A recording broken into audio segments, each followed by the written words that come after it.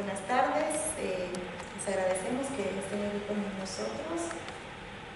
Y bueno, pues nosotras venimos de Chiapas, yo soy de Chapotenango, Chiapas, soy de la cultura zoque. Los zoques estamos ubicados al norte del estado de Chiapas. Somos una población de alrededor de 70,000 habitantes. Y bueno, tenemos más de 3,500 años viviendo en nuestros territorios. Somos la cultura más antigua en Mesoamérica.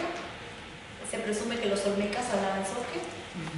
Y bueno, es algo que nosotros hemos ido recuperando, nuestra memoria histórica, también nuestro valor como personas, también porque los zoques, al igual que muchos otros pueblos de México, sufrieron mucha violencia durante la conquista y los años que siguieron. El Estado mexicano no ha reconocido nuestros derechos en la práctica, aunque legalmente poco a poco se ha ido posicionando como muchos movimientos de pueblos en resistencia,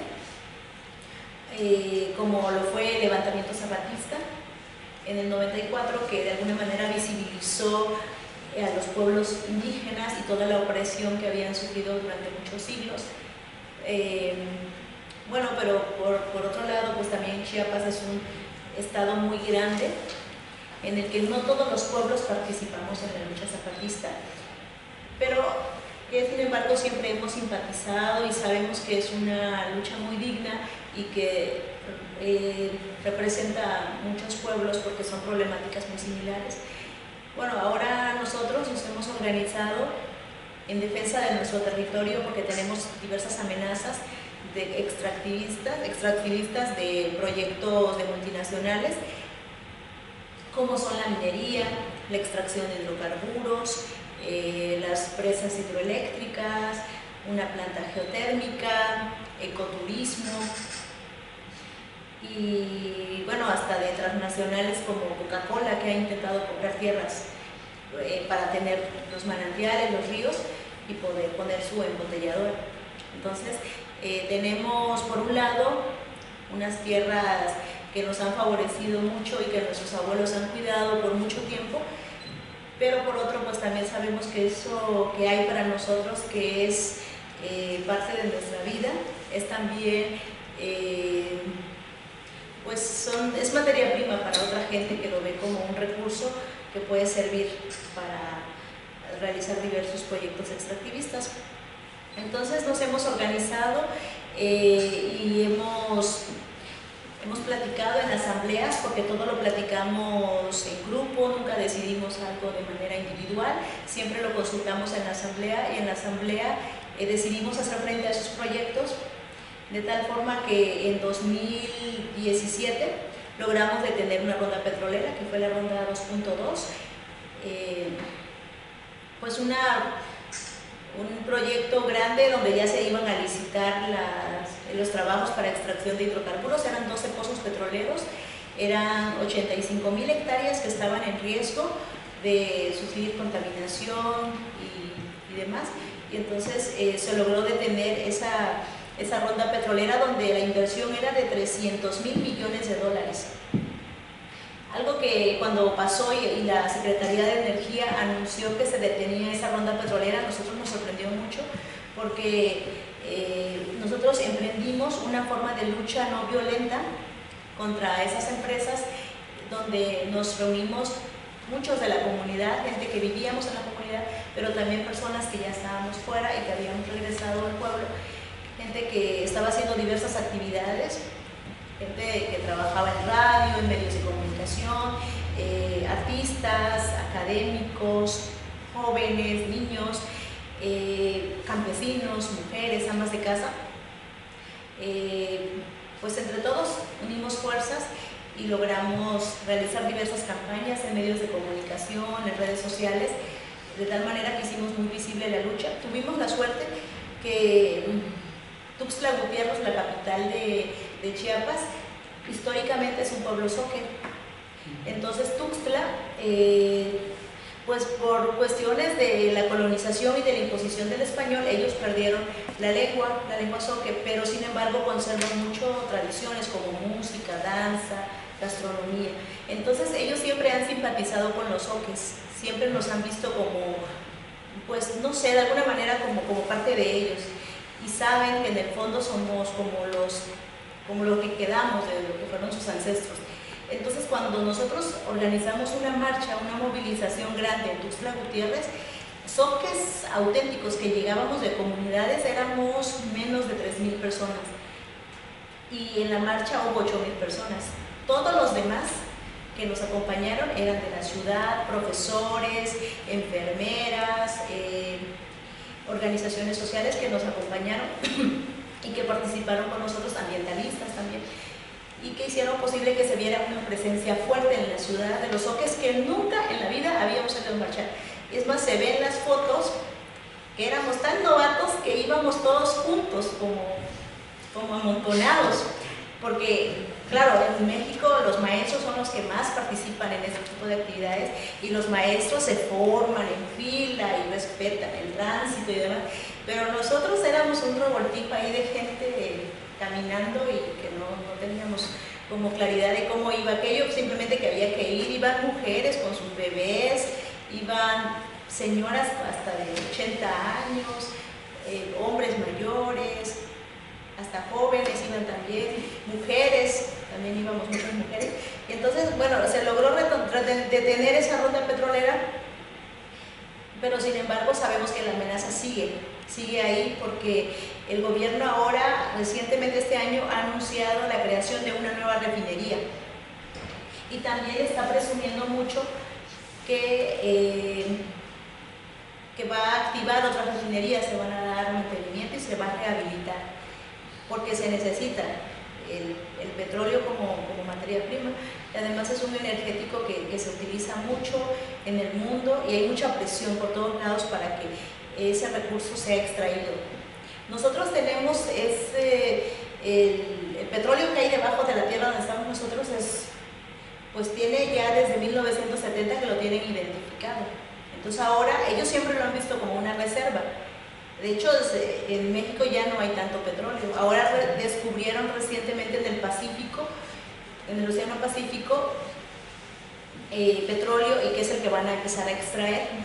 Pero como sabemos que este es un recurso agotable, seguramente cuando acaben con eso van a ir a nuestras tierras. Entonces nosotros ahora estamos platicando, seguimos manteniéndonos en alerta y dando información a las comunidades pequeñas, porque sabemos que una técnica que van a utilizar para extraer el petróleo va a ser el fracking, porque muy cerca de donde nosotros vivimos, que se llama Sunuapa, que es muy cerca, como a 3 horas, en carretera 3 horas, ahí están practicando fracking. En Chiapas no había hecho fracking antes.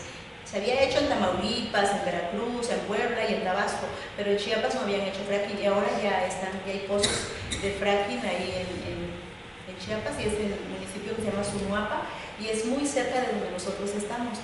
Y entonces ahora nos hemos preocupado más y estamos otra vez emprendiendo una campaña de información con las comunidades, porque sabemos que es algo ya inmediato, ya no está tan lejos, y es algo que nos preocupa porque eso es terrible. El fracking está prohibido por todos lados, creo que hasta en España ya está prohibido, en Argentina, en muchos lados, que se ha hecho investigación y se ha visto que los niveles de contaminación son tremendos, o incluso no se sabe la magnitud de la contaminación y del daño a la salud de las personas.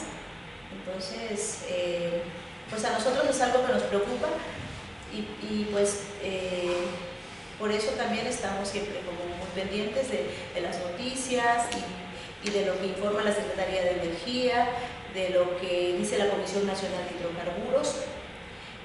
Y bueno, en eso estamos, en esa lucha que sabemos que es fuerte y que el enemigo pues es muy poderoso, también lo sabemos.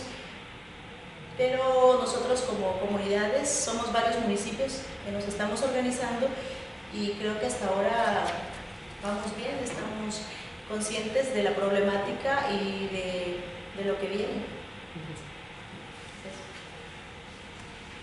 Gracias. No sé si... Sí, si alguien quiere, yo sí recojo, ¿no? Me ha llamado la atención con el lenguaje al principio, ¿no? El pueblo nativo, el paralelismo con la hostelería y lo que comentabas, ¿no? De la marcha popular, así como estrategias que estáis utilizando, informando a las comunidades, la marcha, ¿no? La movilización popular que conseguisteis y lo que has hecho al final, ¿no? Como vuestras estrategias para estar alertas de las leyes, las noticias, para intentar luchar contra este enemigo tan grande que a mí me resuena, ¿no? El enemigo poderoso a mí me resuena de aquí también. Sí. Que si alguien, o sea, podemos tener una conversación abierta, si alguien quiere hablar conmigo, yo le paso la palabra a alguien, pero sois primeritas que no vayan pensando sus preguntas. A mí me vienen paralelismos con el tren de alta velocidad o otras cosas que podemos hacer también el fracking, pero haciendo un poco de malo, haciendo un poco una pregunta más así para pinchar un poco, ¿por qué dentro de la comunidad Zoque, cuando llega la posibilidad de entregar las tierras a las grandes empresas a cambio de dinero, me imagino, cuáles son los factores por los que la mayor parte de la gente decide no hacerlo? Porque desde un punto de vista más o menos convencional de dentro del sistema y tal igual, parece como una oportunidad, ¿no? Decir, bueno, pues yo vendo mi tierra, me llevo mi dinero y venga, aquí que pase lo que sea. Sin embargo, parece como que la respuesta popular no es así, sino que es lo contrario. Y tampoco sé si esa respuesta popular es unánime o dentro de la comunidad Zoque también igual hay gente que sí que le quiere entrar al tema de vender la tierra y cómo se maneja ese debate interno o esas distintas posturas. Sí, hay gente que estuvo de acuerdo en vender las tierras, pero ahí todavía son propiedades comunales, son propiedades colectivas. Entonces nadie puede vender un terreno si no lo consulta en la asamblea. Quien quiere vender un terreno, en el reglamento interno está estipulado que tiene que ser a un familiar o a alguien conocido de la comunidad, nunca puede ser alguien fuera de la comunidad. Entonces, por supuesto que hay gente que le brillan los ojitos cuando dicen mucho dinero, como en todos lados, pero también esa gente es la mínima, es poca gente la que piensa de esa manera, y siempre los que están al lado de esos terrenos pues son gente que quiere vivir ahí. De hecho, ya Coca-Cola llegó al terreno de un señor y les ofrecieron $1 millón por pocas tierras, en realidad no mucho, y $1 millón en México es mucho dinero, y no lo aceptó. Dijo el señor, ¿cómo voy a vender mis tierras? Si me quiere comprar mis tierras por $1 millón es porque le va a sacar mucho más. Hay esa mentalidad allá también de eso, ¿no? De que, entonces también se ha generado, nosotros emprendimos una campaña de no pobreza, no somos pobres, porque si fuéramos pobres, aquellos no tendrían interés en venir a nuestras tierras. En realidad es que no somos pobres, somos millonarios, tenemos agua limpia, tenemos aire puro, tenemos tierras cultivables, porque en nuestro territorio llueve casi todo el año y siempre es verde. Y ahí ni siquiera tienes que sembrar, a veces nada más avientas la semilla y ya se da. Por ejemplo, plátano, pongo el ejemplo en mi casa, es pequeño, pero tengo espacio alrededor. Tenemos plátano, hay guineo, banana, y lo cortamos y el arbolito se niega a morir. Lo cortamos al ras para que ya no se ve porque me estorba en la ventana y crece.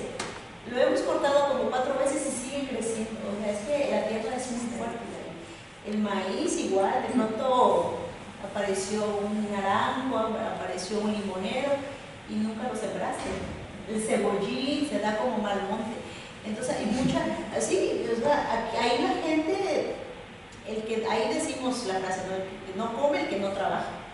Pero las tierras son muy ricas y yo creo que la gente también, a pesar de los programas asistencialistas, porque el gobierno se ha encargado de hacer a la gente floja, que a la gente trabaje menos, que esté así esperando que venga la mensualidad, la beca, pero mucha gente no piensa de esa manera, sobre todo la gente mayor. Los jóvenes quizás un poco se tiendan a eso, pero tienen padres con mano muy dura que los ponen a trabajar en el campo desde pequeños, y entonces sea quien sea, pues sabe trabajar la tierra. Y ahora estamos nosotros haciendo eso, emprendiendo esa campaña de decirle a la gente, en realidad no somos pobres, vivimos bien, y por eso nuestros abuelos han vivido aquí por muchos años, porque estas tierras son muy ricas, son muy fértiles, no vamos a encontrar estas tierras en ningún otro lado. La gente que se fue, porque nosotros vivimos cerca de un volcán, hizo erupción en 1982, la gente que fue desplazada, que fueron miles, y quedaron reubicados en lugares súper diferentes en cuestión de tierras, es gente que viene al pueblo y platica, y añoran regresar a la comunidad, y nos platican que donde viven no pueden sembrar 2 veces al año maíz, no se da de la misma manera todo lo que ahí tenían. Entonces también eso hace pensar a la gente que sigue en la comunidad que en realidad tenemos una suerte tremenda de vivir ahí, porque los alimentos se dan casi de manera fácil, no hay que ponerle tanto abono y así. Y ahora es que la gente también se ha dedicado mucho a la ganadería. Entonces la ganadería finalmente es una forma de vivir como mucho más, no sé, ganas mejor, es más redituable que el campo. Claro que daña más las tierras, pero la gente ahí en el pueblo, hay mucha gente que tiene ganado. Estamos hablando que hay gente que tiene hasta 500 cabezas de ganado, el que más hasta 2000.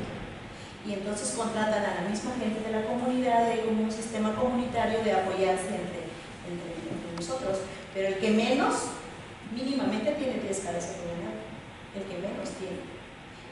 Entonces, la gente, claro que el dinero es algo que tienta a cualquiera, sobre todo las empresas van con las autoridades que representan los ejidos, pero ya antes nosotros tuvimos una experiencia de lucha que no fue toda la comunidad, sino un pequeño poblado que son menos de 500 habitantes, que lograron correr a la minera Golden Corp, una minera canadiense.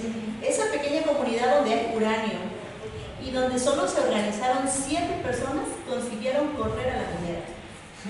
La gente ahí es muy brava, se plantaron y dijeron que iban a quemar las camionetas. Y se pusieron en un plan un poco agresivo porque no les hacían caso, y los de la minera se fueron. Y ya cuando vieron que la cosa iba en serio, toda la demás comunidad se juntó y ya recaudaron firmas y demás. Yo también, en el territorio Sí. Soque, también. Sí, en territorio Soque, en el mismo municipio, pero en un poblado que está como a 20 minutos. Sí. Y eso nosotros no lo sabíamos en el pueblo, en el municipio, porque eso pasaba en un pueblito que está pues, muy cerca, pero ellos hicieron su lucha pequeña, pero grande al final, porque lograron correr a la minera.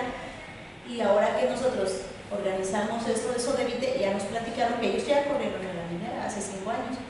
Como corrieron a la minera y la minera no pudo trabajar en ese cerro, se fue al otro municipio donde no estaban haciendo nada y entró ahí. Es donde está la minera Carso de Carlos Slim, que es la minera Frisco. Ellos están ahí sacando oro, plata, cobre. Pero es que las empresas buscan. Si tú no los dejas aquí, se van al otro lado. Y entonces, lo mismo pasa ahora con la extracción de hidrocarburos, porque como ellos sabían que nosotros estábamos defendiendo nuestro territorio, se fueron a su mapa donde la gente no ha participado con nosotros. Parece ser que lo fácil para ellos ha sido cuando la gente no dice nada, cuando la gente deja que entren estos proyectos. A nosotros lo que nos ha permitido organizarnos es la cuestión lingüística, porque como nosotros hablamos Soque y todavía mantenemos nuestra tradición, pues nos hemos agarrado del convenio 169, hemos organizado la autoconsulta, porque sabemos que el gobierno organiza las consultas, y nosotros dijimos no vamos a aceptar la consulta, porque nosotros ya platicamos en asamblea y levantamos un acta donde firmamos 3,000 personas, ejidatarios, gente que tiene tierras, y los ejidatarios dijeron no vamos a aceptar ningún proyecto extractivo. Entonces le dijimos al gobierno, aquí está este documento que firmamos todos los que tenemos tierras y no queremos una consulta. Ya hicimos nuestra consulta, no somos menores de edad, somos adultos y en pleno uso de nuestras facultades mentales y legales y demás. Ya los abogados hicieron todo eso. Y bueno, claro, no es un documento válido jurídicamente porque pues está el convenio 169 y el gobierno debe organizar las consultas, pero lo hacen de manera mañosa, tramposa, no toman en cuenta realmente a la comunidad y no cumplen con los requisitos que deben de cumplir. Una de ellas es que sea en la lengua propia de las personas, que les expliquen los daños ambientales, haya un estudio de impacto ambiental y varias cosas que tienen que hacer y no lo cumplen. Entonces, pues no creemos en ellos.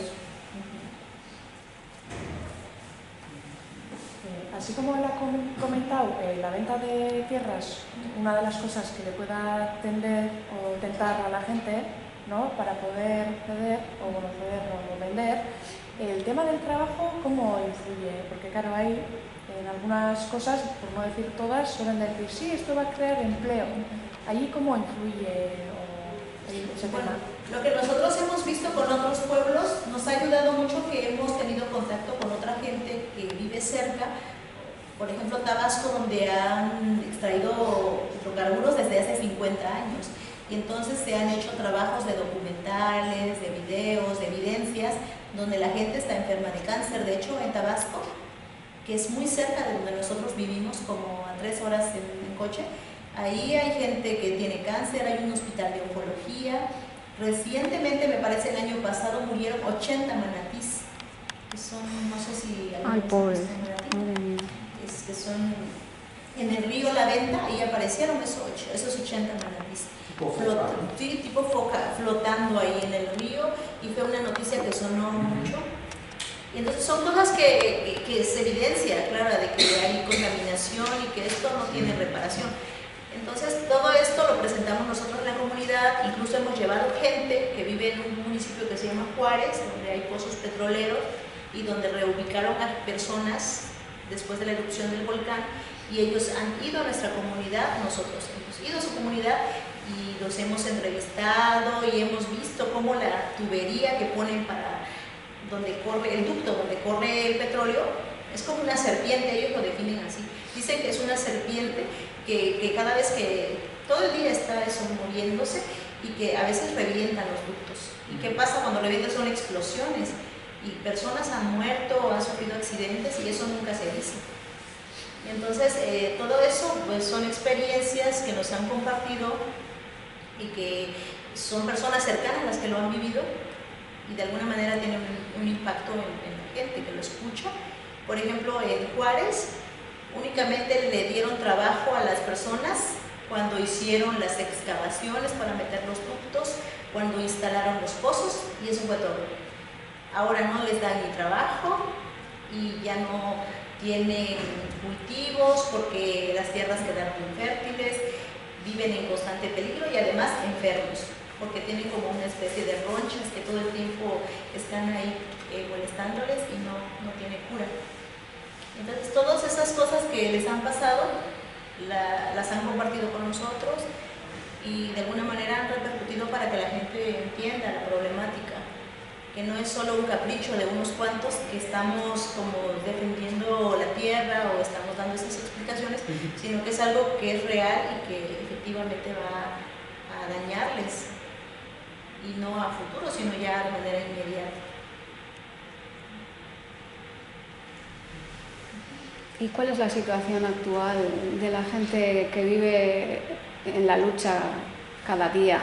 Porque, por ejemplo, la semana pasada tuvimos aquí a Vidalina Morales, que es una activista de El Salvador, que vino, nos estuvo contando la situación que viene viviendo allí, la gente de las comunidades que está peleando por sacar la minería de toda esa zona, y son amenazas constantes y muchas veces las amenazas las cumplen.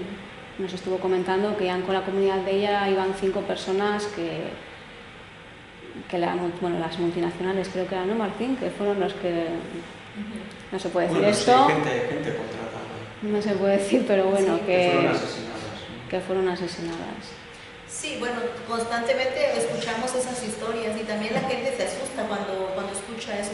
Ahora miramos que está ahí Samir Flores, que recién fue asesinado, defendiendo que no se pusiera la termoeléctrica en Huesca. Y así como él, muchos nombres, incluso invisibles, que no se sabe qué ha pasado con ellos, gente desaparecida. Y sin duda la gente se asusta. Nosotros estamos trabajando como Sodevite con la Iglesia Católica, aunque digo personalmente, y varios que vamos a Sodevite no somos católicos propiamente, pero sin embargo hemos aceptado esa alianza con ellos porque nos ha dado mucha fuerza. Nosotros empezamos como un grupo muy pequeño, pequeño, estamos hablando de unas 3 o 4 personas, informando en la comunidad, trabajando con autoridades ejidales y dándoles esa información, pero de manera independiente, porque nosotros estábamos preocupados porque era algo muy serio, y poco a poco se fue juntando más gente, al grado que hicimos una asamblea y éramos como 500, pero no éramos 10.000, porque el pueblo tiene más de 10.000 personas. Cuando la iglesia, también nos acercamos a la iglesia, y la iglesia nos abrió espacios, gracias al padre Marcelo, que es un activista, religioso de la teología de la liberación, que nos apoyó mucho y, claro, influyó para que otros sacerdotes también se involucraran. Claro, no era lo mismo que nosotros, que somos un grupo que desconocido tal vez en la iglesia, les dijera a otros que participaran a que el padre Marcelo, un líder espiritual, se los pidiera. Entonces ya se involucraron muchos sacerdotes de toda la región y se formó el Sodevite. Por eso ellos le pusieron Movimiento del Pueblo Creyente en Defensa de la Vida y el Territorio. Nosotros ahora lo renombramos, bueno, ahí ya era Sodevite, lo renombramos y ya le quitamos el Movimiento del Pueblo Creyente y tal, nada más lo dejamos como Soques en Defensa de la Vida y el Territorio, porque ahí queremos también nosotros englobar a los no católicos, o a los ateos, o a los que quieran unirse a nosotros, porque finalmente es un problema de todos los municipios que estamos cerca. Lo han aceptado bien, incluso los católicos han dicho que está bien, ya hasta tenemos nuestro logotipo y no lo han visto mal, porque en realidad somos ya más grupos, ya no son solo los católicos. Estamos los del Centro de Lengua y Cultura Zoque, están los que están contra la minera Frisco en Solosuchiapa, están los defensores del agua, los de Agua para Todos, y están otras organizaciones pequeñas que también están trabajando con nosotros.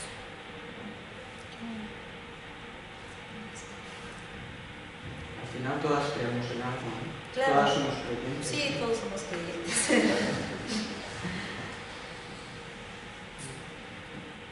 Yo no sé, yo quiero un poco remarcar Sí. lo que comentabas, ¿no? De que México fue una potencia petrolera, o ha sido.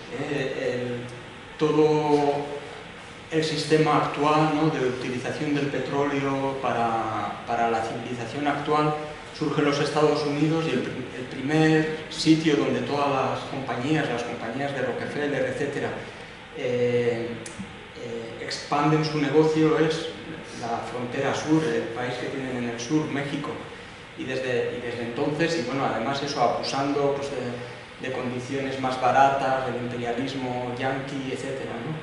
Y México ha sido una potencia hasta ahora que como ha dicho Miqueas, ¿no? Pues han ido perdiendo, bueno, pues que se ha ido agotando, como se ha agotado en Estados Unidos, y el fracking es prueba de eso también, es el último recurso que queda por utilizar lo poco que queda ahí de petróleo, ¿no? Entonces, creo que, como bien comentaba ella, el poder paralizar un proyecto así, con lo que conlleva para México, con sus pocos recursos que tiene de petróleo, creo que es un logro, bueno, enorme, ¿no? Y que, bueno, pues tienen que estar alerta, pero creo que ese logro, pues para nosotras hasta ahora desconocido, pues creo que eso, que lo debemos apreciar como un logro muy grande, ¿no? Y en ese sentido, decir que sí, que también habéis comentado, aquí en Euskal Herria también había proyectos de fracking, algunos hace poco pues el gobierno vasco también volvió a la carga porque están un poco en stand-by, lo cual no quiere decir que estén completamente olvidados, un poco igual como lo que ocurre allá en el territorio Zoque. Y sí que también se paralizaron, sobre todo por la movilización social, ¿no? Que muchas veces igual tampoco lo apreciamos como tal, ¿no? Ahí hay un logro. Y digo todo esto porque muchas veces a los que estamos en el movimiento ecologista, en todas estas movidas, pues siempre nos deprimimos bastante con todo lo que hay, con todo lo que nos viene encima y con todo lo que intentan meternos por todos lados, ¿no? Pero sí que eso, hay pequeñas victorias, en algunos casos que son grandes. El que no se desarrollara el fracking en Euskal Herria, pues en la zona de Álava sobre todo, que se movilizaron mucho pues, la gente campesina, ganaderos, etc. Pues es un logro grande. Y creo en ese sentido, pues eso, el saber que en Chiapas no ha pasado lo mismo, pues creo que debe ser, no sé, una razón para unir un poco esas luchas, o a partir de ahora, ¿no?, tenerlas en cuenta, ¿no? La semana pasada, bueno, de hecho, estas jornadas las anunciábamos como parte del Ecosinemandia, porque lo realizamos la semana pasada. Una de las películas era sobre también la lucha del pueblo Mi'kmaq y la lucha de la gente de New Brunswick en Canadá, que también estaban amenazados por el fracking y también consiguieron paralizarlo. Y la lucha, y el vídeo ese, os pasaré el enlace para que lo podáis ver, porque también es... sí, no sé, yo creo que aquí también en Euskal Herria hay un componente en la lucha de anti-fracking que era muy fuerte, de la gente luchar por su territorio y de nosotras como vascas, etcétera, pues de tener que defenderlo, ¿no? Pero allá también, ¿no?, el elemento ese indígena, ¿no?, es muy fuerte, ¿no? Igual que con el TAPL, el oleoducto de la cobra, ¿no? Y igualmente me recordaba, supongo que conoceréis, pero lo que consiguió también el pueblo de Sarayaco en Ecuador, que también es un pueblo indígena quichua, y que también han conseguido, tienen debajo suya hay una bolsa tremenda de petróleo, ¿no?, pero han conseguido paralizarlo, ¿no? Y son cosas que para lo que supone para las grandes transnacionales, pues son grandes logros, ¿no? Los tenemos que tener en cuenta y vivir, ¿no?, todas esas. Sí, porque lo que pasa regularmente es que la gente lucha y se moviliza cuando ya están los proyectos ahí, cuando ya hay gente enferma, cuando ya las tierras y los ríos están contaminados. Entonces lo que nosotros hicimos ahí fue organizarnos antes que llegaran esos proyectos, porque ya sabíamos el impacto que iban a tener en nuestro territorio. Y claro, eso también es un poco difícil porque la gente sí que escucha las experiencias de gente que llega y que lo ha vivido de cerca, pero también hay gente como muy indiferente que no sabe escuchar o que no tiene imaginación. Yo creo que tiene que ver con la imaginación. Se lo digo a mi madre, que ella no habla español, ni sabe leer y escribir, pero se lo explico en Soque y ella lo entiende perfecto y hasta me da más ideas. Pero se lo explico a un universitario, por ejemplo, incluso de la ciudad, y no lo entienden. Pienso que porque no tienen imaginación, porque si a mí me están diciendo que van a dañar el cerro y que en ese cerro cae un río y ese río es el que llega a mi casa y es el agua del que tomo. Sí, pero no les afecta directamente. No les afecta directamente, porque no lo están viviendo todavía. Es eso, un poco imaginación para entender la problemática, que es muy grande, pero que como no lo están viendo. Pero si yo lo veo en el documental, lo he visto en los de Perú, casos de Colombia, lo que ha pasado en Ecuador, lo que ha pasado en la Amazonía, y por todos lados lo que ocurre, y uno ya se da idea de lo que puede pasar. Y creo que eso también a nosotros nos da fuerza para no querer que pase en nuestras tierras. Pero sí hay gente que no lo entiende o que es indiferente. Lo que sí es cierto es que algo que nos dijeron a nosotros los del financiero Bloomberg, que hicieron una noticia, que fueron ellos a hacer investigación porque habíamos hecho mucho ruido a nivel internacional. Ellos llegaron a ver si efectivamente las comunidades estaban organizadas. Entonces el reportero del financiero Bloomberg nos dijo, es que las empresas están preocupadas porque ustedes realmente son muy escandalosos, hacen demasiado ruido y a las empresas no les gusta que les vengan a fastidiar su inversión.